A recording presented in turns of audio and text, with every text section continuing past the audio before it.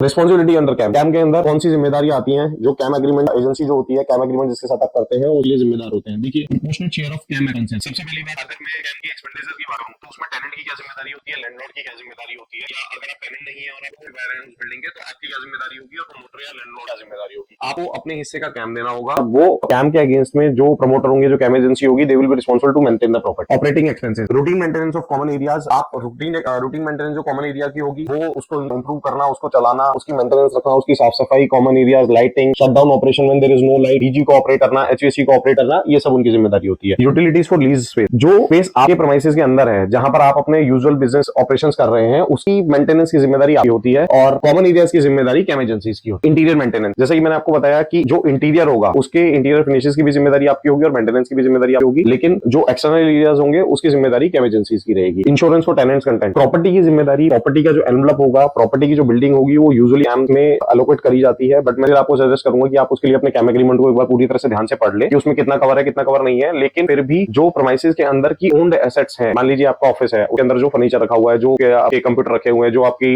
Assets रखी हुई है, उनकी जिम्मेदारी आती है। लेकिन structure, if I talk about structure per se, then that can be covered under CAM. उसके लिए आपको कैम की बारीकियों को देखना होगा। You need to look at the nuances of the CAM. Property tax, ये डिपेंड करता है कि आपका एग्रीमेंट किस टाइप का है। यूजुअली प्रॉपर्टी टैक्स इसमें कवर नहीं होता है, और प्रॉपर्टी टैक्स आप अपने हिस्से का, क्योंकि उसकी प्रॉपर्टी आईडी होती है, जो टैग होती है गवर्नमेंट पोर्टल पे, तो आप अपनी प्रॉपर्टी टैक्स के लिए खुद जिम्मेदार होते हैं। Structural repair, CAM agencies responsibility, maintenance CAM management responsibility, capital expenditure, आप जो भी पैसा देते हैं, मान लीजिए आप 10 रुपए कैम के दे रहे हैं पर मंथ, और उसमें एक प्रपोर्शन ऐसा होता है जिसको हम सिंक फंड बोलते हैं या कैपिटल फंड बोलते हैं, वो 1 रुपया या वो 10 रुपए में से 50 पैसे हर साल हर महीने जोड़ जोड़ के रखे जाते हैं, क्योंकि डाउन द लाइन आपके जो कैपिटल इक्विपमेंट होते हैं वो रिपेयर मेंटेनेंस मांगते हैं और वो रिप्लेसमेंट भी मांगते हैं। तो उस टाइम पर क्योंकि हम लोग एक पर्टिकुलर पैटर्न में बिलिंग कर रहे होते हैं, पैसा ले रहे होते हैं, पैसा दे रहे होते हैं, तो उस समय कोई फाइनेंशियल सर्ज ना हो, इसके लिए वहां पर 50 पैसे के लिए हमेशा बचा के रखे जाते हैं। That is called capital expenditure और सिंक फंड।